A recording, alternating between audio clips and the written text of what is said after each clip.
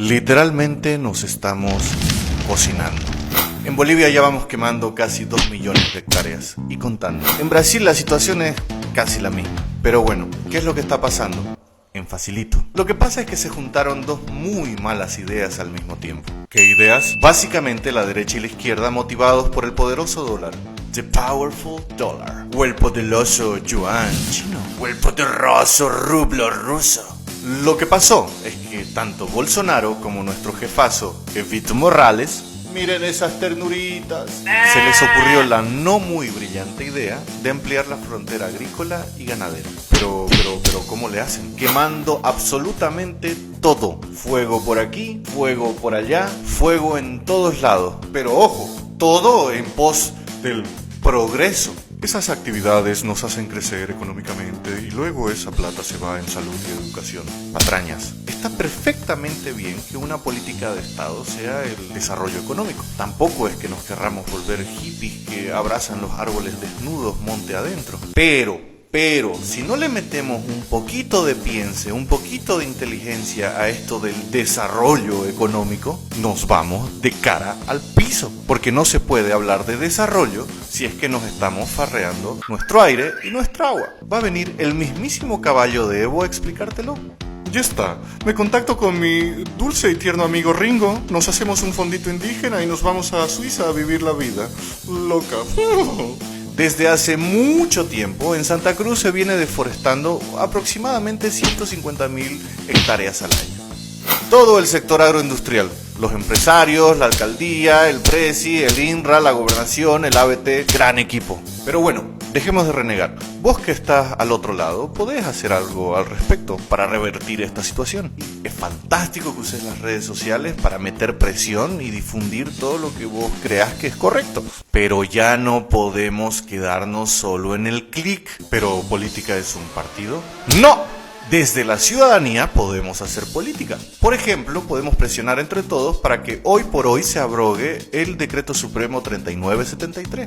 Toca asumir nuestras tareas como ciudadanos activos. Por eso, una de las mejores cosas que podemos hacer es no estar conformes con nuestra situación y tomar acción para cambiarlo desde el lugar que nos toca. ¿Querés informarte un poquito más? Quédate con nosotros.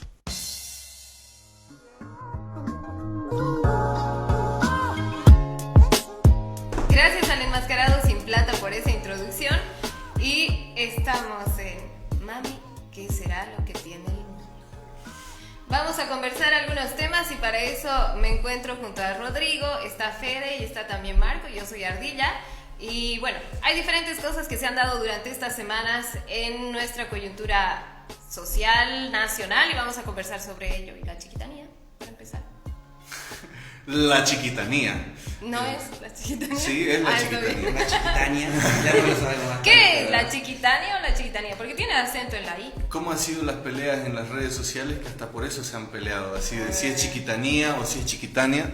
Lo que es correcto es chiquitania, o sea, sin tilde. Ahora, de que se use tilde tampoco es como para enjuiciar a nadie, digamos. El idioma igual. Y de hecho, no es solo la chiquitanía, además es parte del Pantanal boliviano, Sí. o sea, es casi todo Bolivia en sus áreas protegidas y en algunos parques que se está quemando. Empezó por ahí. ¿Por Se dónde habla, empezó? se habla de varias, bueno, de más de 1 millón de hectáreas ya quemadas, No, casi 2 millones. o casi 2. Bueno, ¡Qué habrá, dolor! habrá que hacer una especie de auditoría ambiental a ver qué pasó con eso, ¿no? Pero lo que sí sabemos a ciencia cierta es de que ya va más de 1 mes de incendios y de que varias áreas protegidas, aunque el vicepresidente diga que son inventos de los gringos, han sido creadas para eso, para proteger fauna, flora y espacios de mega diversidad que contiene nuestro país y que han sido afectados, ¿no? Roboré ha sido como el lugar que ha llamado más la atención de la ciudadanía en cuanto al apoyo, porque es lo más cercano, lo que más conocen, pero justamente también ha quedado clarísimo que desconocemos cuáles son nuestras áreas protegidas, o sea, Otuquis, El Caía, Amni San Matías, 1500, Ñemby Guazú. 1500 focos de incendio activo ayer, digamos. O sea, es un problema que ya sobrepasa solo bueno, y es cosa de ver también lo que está pasando en Brasil, ¿no? Es un tema que se está dando y que está preocupando al mundo, porque se está quemando una de las reservas forestales más importantes del planeta, digamos. No es el pulmón, como suelen decir, es un error por lo que entiendo decir que es el pulmón, porque la influencia que tiene la Amazonía, o la Amazonia, es en el cómo fluyen las aguas a través de la vegetación. Yo no sé, me parece que la reflexión puede hacer el zoom in y zoom out en el mapa, ¿no? Porque si vos te quedas en el territorio de Bolivia, está ardiendo todo lo que es el bosque chiquitano, está por entrarse al bosque chaqueño, pero también ha habido focos de fuego en el Chapare, ha muerto en Coroico ha muerto un bombero. Lucio Mamani, héroe nacional que, bueno, desnuda también entre todo. Para la dimensión de lo que se ha quemado, y creo que yo más bien, gracias a que está un poco lejos de grandes ciudades, en este caso Santa Cruz, no ha muerto más gente. En Tarija el anteaño pasado, con menos hectáreas quemadas, murieron 3 personas. Por cierto, sus muertes que se sepa han quedado en completo olvido y los causantes en completa impunidad, ¿no? Pero volviendo del mapa, si haces el zoom más grande, ves que también está ardiendo la Amazonía, que en Brasil hay varios focos de calor, y si lo haces más grande aún, también está ardiendo el África. Es decir, el hemisferio sur se está quemando. ¿Para qué? Bueno, una vez que se haga lo que tú decías de esta auditoría ambiental, y más allá de cuántas miles de hectáreas más vamos a seguir contando de este incendio, hay que empezar a poner la discusión en los puntos relevantes. ¿Qué vamos a hacer con esto, digamos? ¿Cuáles son los pasos? Hay que asignar responsabilidades, hay que hacerse cargo también de la situación a futuro. ¿Cuál es el camino que debería tomarse a partir de acá? Responsabilidades, esa creo que es palabra clave. A ver, uno de los principales responsables que todo el mundo lo ha terminado apuntando, y no es un tema aleatorio ni un tema de oposición, es pues don Evo Morales, ¿no es cierto? Claro. Justamente uno dice que uno se inventa el asunto, pero el 9 de julio se firma el decreto 3973, el decreto Que autoriza el desmonte masivo, digamos. las quemas controladas.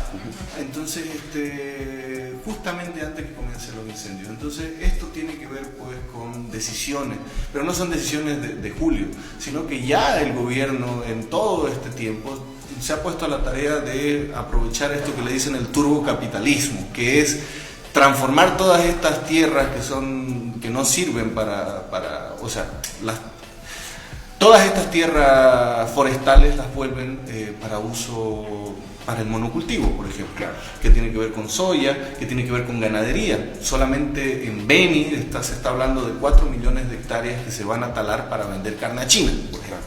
Entonces, hay una cuestión clara, ¿no? De que, si bien no podemos explicar globalmente el fenómeno, que tiene que ver, por supuesto, también con el cambio climático, obvio, con la extrema sequía, qué sé yo, pero ese cambio climático no es algo, pues, que llegue como Por arte de magia. por arte de magia, o que venga enviado por las malas potencias, sino que es algo en lo que participamos todos, ¿no?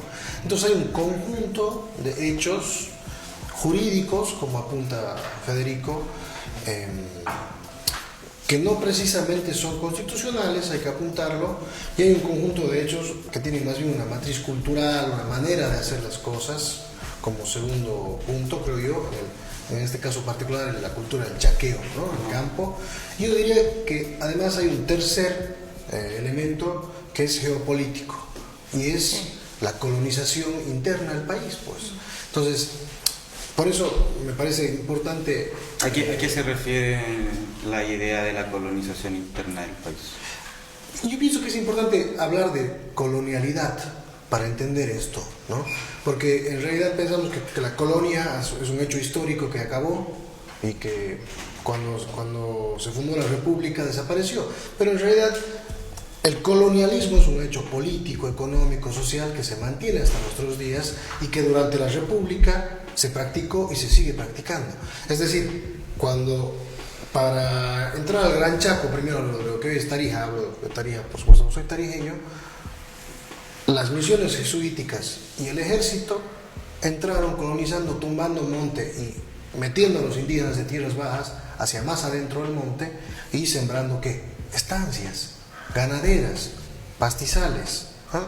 Bueno, ese proceso de colonización de la tierra y de desmonte y del cambio del uso del suelo, de ampliación de la frontera agrícola, es el colonialismo moderno, el colonialismo contemporáneo, que si bien tiene como principal responsable a don Evo Morales y a su gobierno, porque ellos son los que firman las normas que lo permiten, normas, otra vez lo repito, que van en desacuerdo con lo que nuestra Constitución dice, también tiene otros sujetos, y esos otros sujetos son los agroindustriales, claro, los colonizadores, y bueno, la misma gente de allá que también quiere hacer plata más fácil, y lo más fácil es tumbar el monte. Que creo que una de las cosas también que ha revelado todo esto, todo lo que está sucediendo, es también la desinformación que existe en la sociedad, ¿no? El no saber cuando se aprueba un decreto a qué va a afectar, hasta dónde va a llegar, no entender de economía cuáles son los tratos que se están haciendo desde nuestro país con otras potencias, con otros países, cuánto nos beneficia de esos tratos que están haciendo y cuánto realmente estamos entregando. Estamos entregando, porque para mí esto es una ventana hacia lo que están haciendo con nuestro territorio, ¿no? O sea, desde mi lectura no hay dónde más perderse. Yo creo que tiene que ver con desinformación y también tiene que ver con conciencia o con poca conciencia de lo que está pasando finalmente, esta ampliación de la frontera agrícola, que a todas luces se está haciendo mal. Sí. Es un hecho, es una necesidad en un contexto económico como el de Bolivia. Siempre hay consecuencias y sacrificios que hay que hacer en pos de este progreso, como le dicen. Pero finalmente la conciencia local, la conciencia colectiva es la llamada a también decir, bueno, ¿cómo nos preocupamos de preservar y de cuidar esto de manera proactiva? No solamente diciendo son áreas protegidas. También tiene que ver con la capacidad de reacción ante situaciones como esta. Llegar a 2 millones de hectáreas quemadas, sin capacidad de reacción, sin instituciones, sin equipamiento, hace que todo dependa finalmente de un movimiento de pluma de nuestro líder, que trae finalmente el avión a salvar las papas, digamos. Del imperio. Facilito y rápidamente, ¿a quién le correspondería hacerse cargo de esto? Es que eso es lo interesante, creo que a todos, pero a todos nos corresponde hacer nuestra parte, pero hay que entender cuáles son los actores a los que hay que apretarlos más, digamos. Estamos hablando de un gobierno que tiene que abrogar un decreto supremo. Sí. Estamos hablando de empresarios que tienen que dejar de, en su ambición, dejar de sacrificar eso que para todos los bolivianos es futuro también, ¿no? Negociar por debajo de la mesa. Lo que pasa es que además esto hablan de Fegasa Cruz, le decían a Evo Morales, no tiene que matar la gallina de los huevos de oro, porque no quieren que se abrogue, digamos. Sí. Y ahí hay que decir, ¿cuál es la gallina de los huevos de oro? Claro, ¿para quién es la gallina de los huevos de oro? Yo pienso que el solo hecho de que nos preguntemos quién o quiénes son los responsables ya es un ejercicio en sí.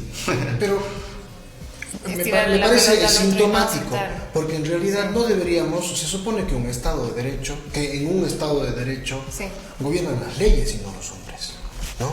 Entonces, por eso, con un decreto del Ejecutivo, cambias lo que dice, cambias o afrentas el corazón de tu constitución política del Estado. ¿Por qué? Porque no gobiernan las leyes, porque el aparato de justicia está destrozado, porque las instituciones del Estado están cooptadas por el Poder Central, y es por eso que un solo decreto, firmado una semana antes, hace que empiece a arder el país.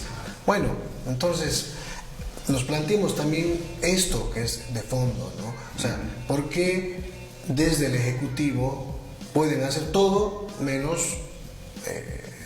anticipar, prevalecer, planificar, pero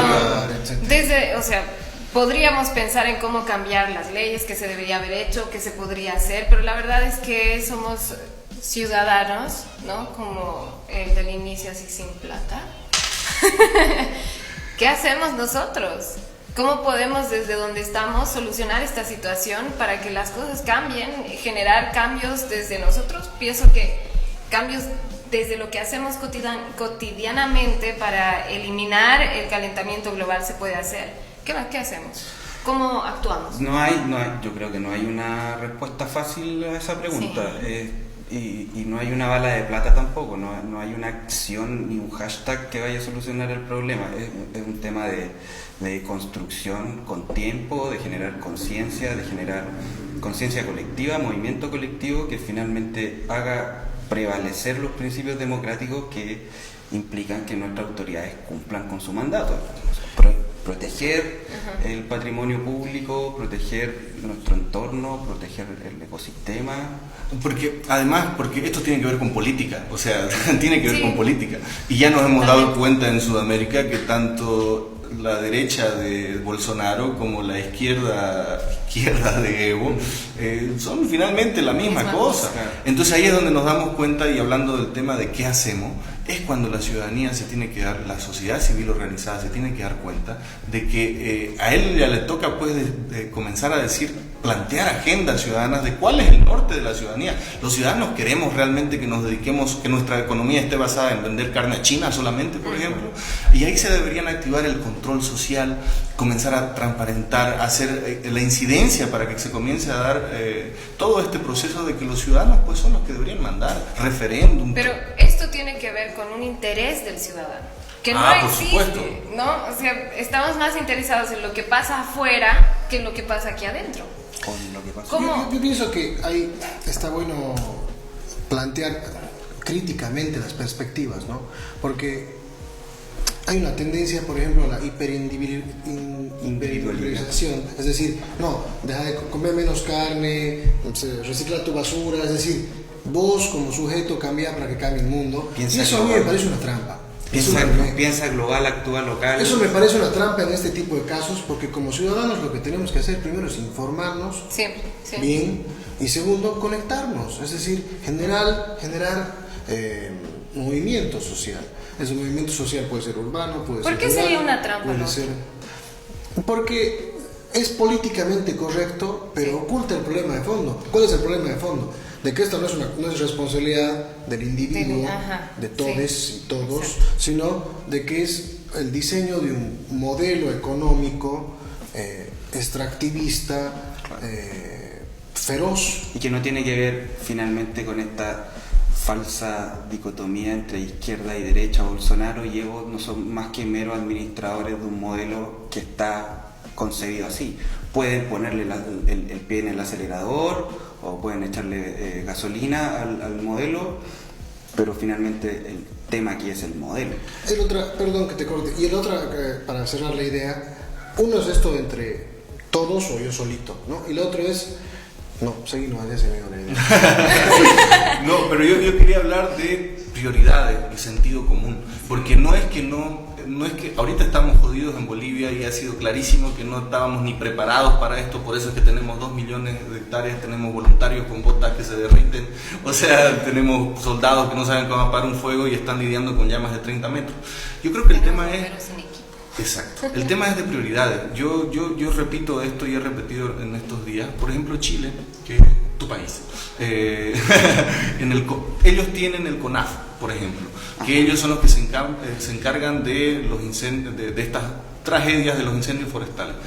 Ellos en un año tienen, este año 2019, tienen $70 millones en presupuesto.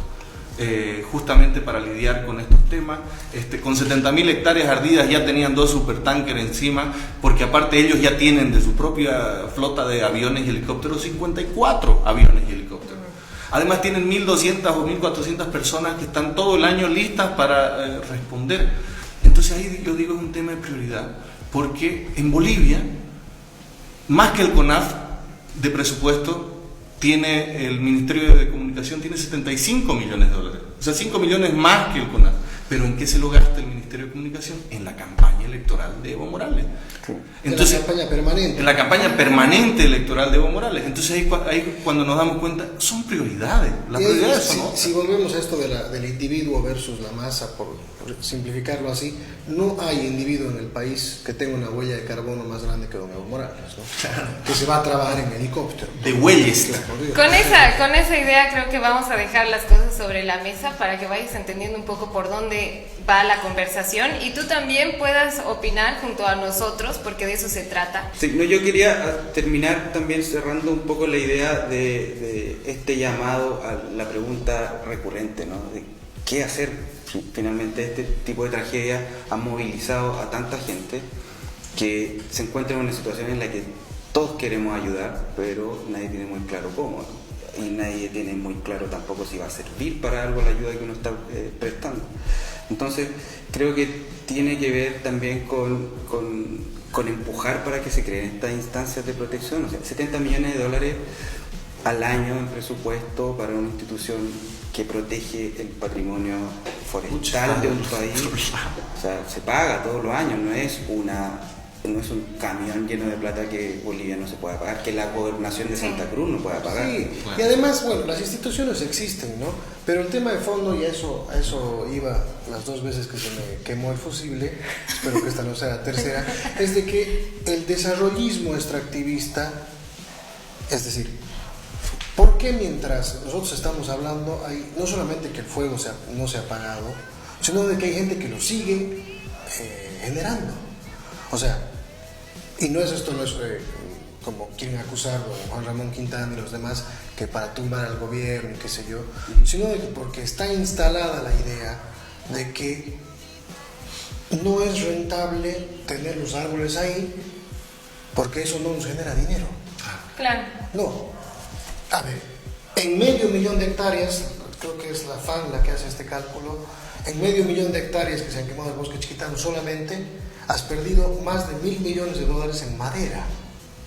Entonces imagínate lo que has perdido, que no se puede cuantificar: la vida animal, la flora, la afectación del ecosistema, la descarga de agua. O sea, hay especies endémicas que solamente están ahí. Y nosotros solamente miramos la plata, ¿no? Porque si tumbas 1.000 hectáreas, le metes lote, le metes pasto, le metes soya y metes ganado, o sea, ese es dinero fácil. Eso es lo que decía Fede, el turbocapitalismo, ¿no? Sí. Mientras que vos puedes hacer, por supuesto que si quieres que tu país produzca sus propios alimentos y no tener que importarlos, hacer las cosas bien, y no necesitas tumbar para eso la mitad del bosque, sino tener tecnología que te ayude a producir más en menos porción de territorio, como hace Holanda, un país así de pequeñito que exporta miles de toneladas de alimento al año. Sí.